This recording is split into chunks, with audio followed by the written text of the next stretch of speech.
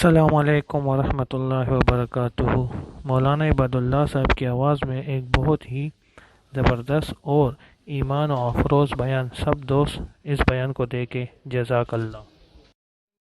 اللہ کو ساتھ لینے کے لیے اپنے اعمال اچھے بناؤ، اپنے اعمال، اپنا گھر اچھا نہیں، کپڑے اچھا نہیں، جوتا اچھا نہیں، ڈگری اچھی نہیں، تنخواہ اچھی نہیں، گاڑی اچھی نہیں، موبائل اچھا نہیں، اپنے آپ کو، اپنے اعمال۔ ان پڑھ جاہل تھوڑے ہیں، پڑھے لکھے جاہل بہت ہیں آج کل۔ پڑھے لکھے جاہل، بڑا ڈاکٹر ہے، بڑا پروفیسر ہے، بڑا وکیل ہے، بڑا جج ہے، بڑا افسر ہے، لیکن کیا سمجھتا ہے؟ نماز پڑھنے میں کاموں کا حرج ہے۔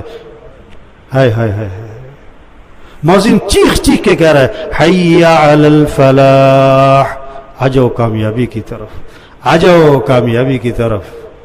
اور وہ سمجھ رہے میں نماز پڑھنے جاؤں گا میرا نقصان ہو جائے گا، میری میٹنگ رہ جائے گی، میرا گاہک ٹوٹ جائے گا۔